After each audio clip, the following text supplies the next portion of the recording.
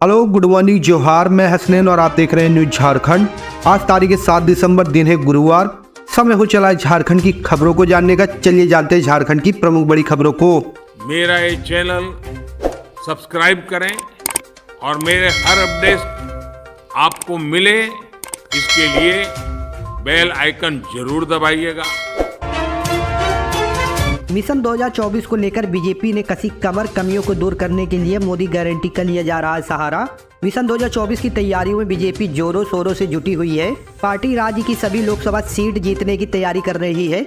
इसके लिए बीजेपी कोई कसर बाकी नहीं रखना चाहती है। मिशन 2024 की तैयारी में जुटी बीजेपी के लिए भले ही 5 राज्यों में विधानसभा चुनाव परिणाम खुशियों से भरा है, मगर झारखंड की लोकसभा सीट के लिए आया सर्वे चिंता बढ़ाने वाला है। दरअसल झारखंड की 14 लोकसभा सीटों के लिए पार्टी केंद्रीय नेतृत्व के द्वारा अब तक 2 राउंड अलग अलग एजेंसियों के माध्यम से सर्वे कराई चुकी है, जिसमें कई सीट पार्टी के लिए कमजोर बताई गई है। झारखंड की 14 में से 9 सीट पर पार्टी की स्थिति मजबूत है, जबकि 5 ऐसी सीटें हैं जहां मेहनत करने की आवश्यकता बताई गई है। कमजोर सीटों में संथाल और कोल्हान जैसी सीटें बताई गई हैं, जो आदिवासी बहुल क्षेत्रों में है। 2019 के लोकसभा चुनाव के दौरान 14 में से 12 सीट पर एनडीए की जीत हुई थी। बीजेपी के खाते में 11 सीटें हैं, जबकि 1 सीट आरजेयू के पास है। बीजेपी जिन 11 सीटों पर जीती थी, उन सीटों में भी कुछ सीटों को कमजोर मानते हुए अगले चुनाव के नए प्रत्याशी देने की तैयारी की जा रही है। जिन सीटों पर प्रत्याशी बदलने की तैयारी है, उनमें चतरा, धनबाद, पलामू शामिल है। पार्टी द्वारा कराए गए अंदरूनी सर्वे के बाद जो कमजोर सीटें हैं, उस पर विशेष ध्यान देने की आवश्यकता जताई गई है। इन सीटों पर मिशन मोड में काम करते हुए भाजपा कार्यकर्ता और नेताओं को केंद्र की उपलब्धि और मोदी की गारंटी को जनता के बीच ले जाने का टास्क दिया गया है। लोकसभा चुनाव से पहले वजूद कायम करने में जुटे नक्सली। झारखंड, बंगाल व उड़ीसा रीजनल कमेटी को पुनर्जीवित करने की तैयारी। लोकसभा चुनाव से पहले एक बार फिर नक्सली अपना खोया वजूद पाने की चाहत में है। इसके लिए वे रेड जोन झारखंड, उड़ीसा व बंगाल में रीजनल कमेटी को पुनर्जीवित करने की तैयारी कर रहे हैं। इन जगहों पर नक्सलियों के महाजुटान की व्यापक तैयारी चल रही है। इसको लेकर नक्सलियों की कोर कमेटी की बैठक होने की संभावना है। इस सूचना के बाद खूंटी, पश्चिम सिंहभूम और सरायकेला पुलिस को अलर्ट किया गया है।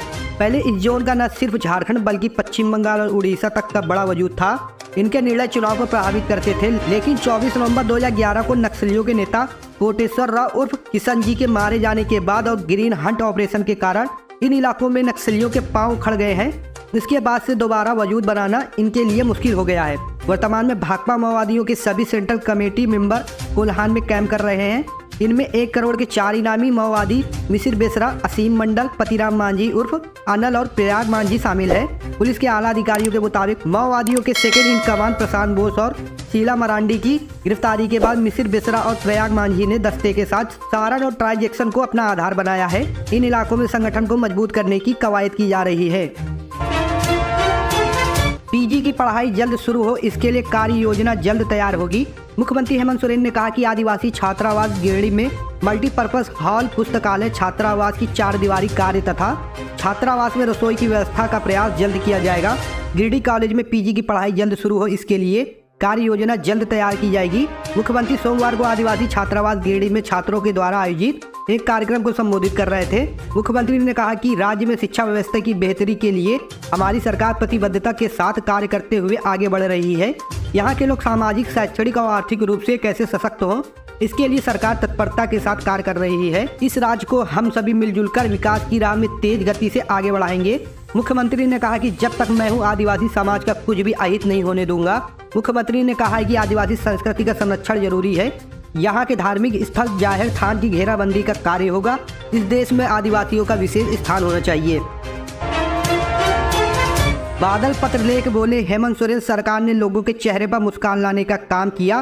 कोडरमा में सरकार आपके द्वारा कार्यक्रम में जहां सीएम हेमंत सोरेन बिना नाम लिए भाजपा पर हमलावर रहे, वहीं कृषि मंत्री बादल पत्रलेख भी अपने संबोधन में बीच बीच में हमलावर दिखे। पत्रलेख ने पहले राज्य सरकार की उपलब्धियां गिनाई, फिर बीच में कहा अभी देश का कुछ मिजाज बदला है, पर ये झारखंड है। इससे पहले पत्रलेख ने कहा कि हेमंत सोरेन के नेतृत्व में चल रहे इस सरकार ने अपने कार्यों से झारखंड के नागरिकों के चेहरों पर मुस्कान लाने का काम किया है। राज्य के सभी गाँवों में सरकार पोटली में योजना भरकर जिलों को भेजने का काम कर रही है और सरकार आपके द्वारा कार्यक्रम के माध्यम से आम जनों को योजनाओं का लाभ देने का काम हो रहा है। योजनाओं की इस पोटली में सबके लिए कुछ न कुछ है। आप लोग शिविरों में जाकर अपनी जरूरतों को देखते हुए आवेदन दें। उन्होंने कहा कि अब 22 लाख लोगों को पेंशन का लाभ दिया जा रहा है। 5 लाख किसानों का लोन माफ किया गया है। जिन लोगों ने इस राज्य पर 17-18 साल राज किया वे राज्य में बुनियादी सुविधाएं भी उपलब्ध नहीं करा सके। केंद्र सौतेला व्यवहार कर रहा है। अबू आवास योजना के तहत 3 चरणों में 100% बेघरों को घर देने का लक्ष्य लेकर काम हो रहा है। बाबा नगरी में अपराधियों का तांडव, 72 घंटे में मर्डर की 3 घटना। झारखंड में बाबा नगरी यानी देवघर में इन दिनों अपराधी बेलगाम होते जा रहे हैं और हर दिन पुलिस को चुनौती दे रहे हैं। बुधवार को लगातार तीसरे दिन भी देवघर में हत्या की वारदात हुई, जिससे शहर थर्रा उठा। देवघर में रखिया थाना क्षेत्र के भुरभुरा मोड़ पर अपराधियों के द्वारा एक चाट वाले की गोली मारकर हत्या कर दी गई। घटना की सूचना मिलते ही मौके पर एसडीपीओ पवन कुमार पहुंचे और छानबीन शुरू कर दी। मिली जानकारी के अनुसार मृतक का नाम जद्दू महाराज था, जो भुरभुरा चौक पर चाट की दुकान लगाते थे। बुधवार की सुबह जब वे चाट की दुकान लगा रहे थे तभी अपराधियों के द्वारा उन पर गोली से हमला कर दिया गया, जिससे उनकी मौत घटनास्थल पर हो गई। वहीं घटनास्थल से 3 खोखे भी बरामद किए गए हैं। बता दें कि पिछले 2 दिनों से लगातार देवघर में हत्याएं हो रही हैं, जिससे देवघर अशांत हो रहा है और हर दिन अपराधी पुलिस को चुनौतियां दे रहे हैं। 4 दिसंबर को देवघर के कुंडा थाना क्षेत्र के दुर्गापुर में गुलजार अंसारी की हत्या कर दी गई थी। 5 दिसंबर को रखिया थाना क्षेत्र के बंधा मोहल्ले में प्रीति कुमारी की हत्या कर दी गई थी, जिसमें प्रीति के पति विकास कुमार पर हत्या का आरोप लगा है। लगातार बाबा नगरी में 3 दिनों में अपराधियों के द्वारा 3 हत्या कर देवघर पुलिस को चुनौती दी गई है। खरसावा को सीएम हेमंत सोरेन ने दी 370 करोड़ रुपए की योजनाओं की सौगात। कहा विपक्ष की 3 के चश्मे से नहीं दिखता झारखंड का विकास। सरायकेला जिले में आपकी योजना आपकी सरकार आपके द्वारा कार्यक्रम का आयोजन किया गया। इस दौरान मुख्यमंत्री हेमंत सोरेन ने 370 करोड़ की योजनाओं की सौगात दी। मुख्यमंत्री हेमंत सोरेन खरसावा के गोंदापुर मैदान में आपकी योजना आपकी सरकार आपके द्वारा शिविर में शामिल हुए। इस दौरान उन्होंने अपने संबोधन में कहा कि हमारी नीति और नीयत एक जैसी है। हम जनता से जो वादा करते हैं उसे निभाते हैं। आपकी सरकार आपके द्वारा कार्यक्रम के माध्यम से आदिवासियों, दलितों, पिछड़ों वर्गों, अल्पसंख्यकों, महिलाओं, युवाओं, किसानों, मजदूरों और समाज के अंतिम व्यक्ति तक सरकारी योजनाएं और सेवाएं पहुंच रही हैं। इस दौरान मुख्यमंत्री ने लोगों को 370 करोड़ की योजनाओं की सौगात दी। मुख्यमंत्री हेमंत सोरेन ने कहा कि जल, जंगल और जमीन बचेगी तभी आदिवासी बचेंगे। उन्होंने कहा कि राज्य गठन के बाद यह पहला मौका है जब सरकार खुद पिछले 3 वर्षों से लगातार जनता के बीच आ रही है। राज्य सरकार ने विकास का वह मॉडल तैयार किया है जिस पर पिछली सरकार 20 साल तक भी काम करने की हिम्मत नहीं जुटा सकी। झारखंड विधानसभा का शीतकालीन सत्र 15 से 4 साल बाद पहली बार सदन में दिखेंगे नेता प्रतिपक्ष। झारखंड विधानसभा का शीतकालीन सत्र 15 दिसंबर से प्रारंभ होगा। इससे संबंधित प्रस्ताव पर राज्यपाल सीपी राधाकृष्णन ने बुधवार को अपनी मंजूरी प्रदान कर दी है। सत्र 22 दिसंबर तक चलेगा और इसमें 6 कार्य दिवस होंगे। यह सत्र कई मायनों में अहम होगा। सरकार इस सत्र में 2 मिसाइल आरक्षण, वृद्धि और एंटी बॉम्ब ब्लीचिंग बिल फिर से ला सकती है। पूर्व में पारित ये तीनों बिल राज्यपाल अलग अलग वजहों से लौटा चुके हैं। झारखंड की 5वीं विधानसभा के गठन के करीब 4 साल बाद यह पहला सत्र होगा जिसमें नेता प्रतिपक्ष की कुर्सी खाली नहीं होगी। झारखंड भाजपा विधायक दल के नए नेता अमर कुमार बावरी को विधानसभा अध्यक्ष के नेता प्रतिपक्ष के तौर पर मान्यता दे दी है। इसके पहले भाजपा ने बाबूलाल मरांडी को विधायक दल का नेता बनाया था, लेकिन उनके खिलाफ दल बदल का केस लंबित रहने की वजह से उन्हें नेता प्रतिपक्ष के तौर पर मान्यता नहीं दी गई थी। हालांकि इस मामले को लेकर भाजपा ने 5वीं विधानसभा के शुरुआती 2-3 सत्रों में जबरदस्त हंगामा किया था। यह आखिरी शीतकालीन सत्र होगा क्योंकि झारखंड में अगले साल अक्टूबर-नवंबर में विधानसभा चुनाव कराए जाने के आसार हैं। हाल ही में 5 राज्यों के विधानसभा चुनाव के नतीजों का ऐलान हुआ है, जिसका भी असर इस सत्र में दिख सकता है।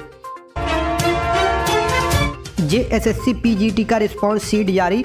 झारखंड कर्मचारी चयन आयोग ने अपनी आधिकारिक वेबसाइट पर पोस्ट ग्रेजुएट प्रशिक्षित शिक्षक प्रतियोगिता परीक्षा के लिए रिस्पॉन्स शीट जारी कर दी है। परीक्षा में शामिल हुए उम्मीदवार आधिकारिक वेबसाइट से रिस्पॉन्स शीट डाउनलोड कर सकते हैं। उम्मीदवार अपनी रिस्पॉन्स शीट की जांच करने के लिए अपने रोल नंबर और जन्म तिथि का प्रयोग कर सकते हैं। लिंक 10 दिसंबर तक उपलब्ध रहेगा, जिसके बाद उम्मीदवार अपनी रिस्पॉन्स शीट डाउनलोड नहीं कर पाएंगे। जो आवेदक जेएसएससी पीजीटी परीक्षा में उपस्थित हुए हैं उनके पास यदि विश्वास हो तो रिस्पॉन्स शीट पर ऑब्जेक्शन उठा सकते हैं। यह सुविधा उम्मीदवारों को उनके मूल्यांकन में सटीकता और निष्पक्षता सुनिश्चित करने की अनुमति देती है। जेएसएससी पीजीटी कुंजी पर ऑब्जेक्शन उठाना किसी भी विसंगति को दूर करने और अखंडता को बनाए रखने के लिए एक महत्वपूर्ण प्रक्रिया है। पिंटू सिंह से लेकर गोडविन खान तक को दूसरे जेल में किया जाएगा शिफ्ट। कोर्ट के आदेश के बाद होगा ट्रांसफर। धनबाद जेल में रविवार को गैंगस्टर अमन सिंह की हत्या के बाद जेल में विधि व्यवस्था बिगड़ने की आशंका से जेल प्रशासन द्वारा 23 बंदियों को राज्य के दूसरे जेलों में शिफ्ट किया जा रहा है। इसमें पूर्व डिप्टी मेयर नीरज सिंह सहित 4 लोगों की हत्या मामले में जेल में बंद पिंटू सिंह से लेकर फरार अपराधी प्रिंस खान के दोनों भाई गोडविन व बंटी खान तक शामिल हैं। धनबाद जेल में बंद 23 कैदियों की लिस्टिंग हुई है जो राज्य के विभिन्न जेलों में भेजे जाएंगे। जेल प्रशासन ने सभी के नाम तय किए हैं। अब उन्हें दूसरी जेल में शिफ्ट करने के पहले कोर्ट में अर्जी दी जाएगी। कोर्ट से अनुमति मिलने पर सभी को दूसरे जेल में शिफ्ट किया जाएगा। झारखंड में नए सत्र से स्कूली बच्चे पोक्सो एक्ट की भी करेंगे पढ़ाई। झारखंड के सरकारी स्कूलों के विद्यार्थी नए सत्र 2024-25 से पाठ्य पुस्तक में बाल यौन शोषण संरक्षण अधिनियम 2012 भी पढ़ेंगे। झारखंड शैक्षिक अनुसंधान एवं प्रशिक्षण परिषद ने इसे आगामी सत्र के सिलेबस में शामिल किया है। यह विषय 6ठी से 12वीं कक्षा के विद्यार्थियों के लिए है। इस विषय से संबंधित प्रश्न भी परीक्षा में पूछे जाएंगे। JCIRT के सहायक निदेशक बाके बिहारी सिंह ने कहा है कि पहले स्कूलों में हेल्थ एंड वेलनेस कार्यक्रम के तहत पोक्सो एक्ट के बारे में बच्चों को जानकारी दी जाती थी। सीनियर बच्चों को अब यह नियमित कक्षाओं में पढ़ाया जाएगा। राज्य के स्कूलों में पहले से हेल्थ एंड वेलनेस कार्यक्रम चलाया जा रहा है।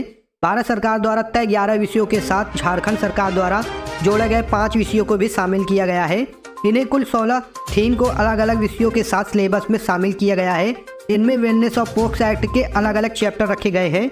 6ठी से 8वीं कक्षा की टेक्स्ट बुक में पूर्व से निर्धारित चैप्टर में इन विषयों को शामिल किया गया है, जबकि 9वीं से 12वीं के लिए विषयवार किताब के आखिरी में इसे जोड़ा गया है। चिट फंड घोटाले के प्रभावितों की राशि लौटाने के हाई कोर्ट के आदेश के खिलाफ सुप्रीम कोर्ट पहुंची झारखंड सरकार। झारखंड के चिट फंड घोटाले के प्रभावितों की रकम लौटाने की खातिर कमेटी बनाने के हाई कोर्ट के आदेश को राज्य सरकार ने सुप्रीम कोर्ट में चुनौती दे दी है। यह जानकारी राज्य सरकार की ओर से बुधवार को झारखंड हाई कोर्ट में इस मामले पर सुनवाई के दौरान दी गई है। बताया गया है कि राज्य सरकार ने सुप्रीम कोर्ट में SLP दाखिल की है, जिस पर अब तक कोई आदेश नहीं आया है। इस पर हाई कोर्ट के चीफ जस्टिस संजय कुमार मिश्रा की अध्यक्षता वाली खंडपीठ ने मामले की अगली सुनवाई 3 जनवरी 2024 मुकर्रर की है। झारखंड हाई कोर्ट ने बीते सितंबर महीने में नॉन बैंकिंग अभिरक्षा निवेशक सुरक्षा समिति सहित कई अन्य लोगों द्वारा चिट फंड कंपनी में डूबी राशि की वापसी के लिए दायर याचिका पर सुनवाई करते हुए आदेश दिया था कि राज्य सरकार 45 दिन के भीतर हाई लेवल कमेटी बनाने का नोटिफिकेशन जारी करे। कोर्ट ने यह भी कहा था कि यह high level committee high court के सेवानिवृत्त चीफ जस्टिस की अध्यक्षता में बनेगी। सेक्रेटरी बोर्ड ऑफ रेवेन्यू एवं CBI के DIG रैंक या उससे ऊपर के अधिकारी रहेंगे। यह high level committee chit fund कंपनियों द्वारा छोटे निवेशकों की गबन किए गए पैसों को वापस दिलाने का प्रयास करेंगी। खरसावा में हेमंत सोरेन का ऐलान, 50,000 लोगों को देंगे नौकरी। झारखंड के मुख्यमंत्री हेमंत सोरेन ने सरायकेला खरसावा में 236 करोड़ की 90 योजनाओं का शिलान्यास किया। वहीं 80 करोड़ की 142 योजनाओं का उद्घाटन भी किया। उन्होंने घोषणा की कि जल्द राज्य सरकार 50,000 नई नियुक्तियां निकालेंगी। सीएम ने बुधवार को 1,23,000 से अधिक लाभुकों के बीच 244 करोड़ रुपए की परिसंपत्ति का वितरण किया। विपक्षी दलों पर हमला करते हुए कहा कि झारखंड में शासन करने वाली पूर्ववर्ती सरकारों ने यहाँ के विकास के लिए कुछ नहीं किया। पूर्व की सरकारों ने झारखंड को बीमारू राज्य बना दिया था। हम मिलकर झारखंड को पिछड़े राज्य से अरगड़ी राज्य की श्रेणी में ले जाने का काम करेंगे। हमारी सरकार ने राज्य के विकास को लेकर गाड़ी लकीर खींची है। उन्होंने कहा कि हमारी सरकार बनने के चंद घंटों के बाद से ही विपक्ष इसे गिराने का षड्यंत्र रच रही थी। पूरे राज्य का विकास हो रहा है, परंतु विपक्ष को विकास दिखाई नहीं दे रहा है। सरायकेला खरसावा के नीमडी ईचागढ़ पंचायत में आयोजित शिविर में आए लाभुकों से ऑनलाइन संवाद भी किया। खरसावा के गोंदपुर मैदान में आयोजित आपकी योजना आपकी सरकार आपके द्वारा कार्यक्रम को संबोधित करते हुए कहा कि राज्य के हर कोने में सरकार पहुंचेगी। अबुआ आवाज सबका आवाज बनेगा। रोटी कपड़ा और मकान सभी की जरूरत है। सीएम ने कहा कि 15,000 किलोमीटर ग्रामीण सड़क का निर्माण कराया जाएगा और वनोपज के लिए भी न्यूनतम समर्थन मूल्य तय होगा।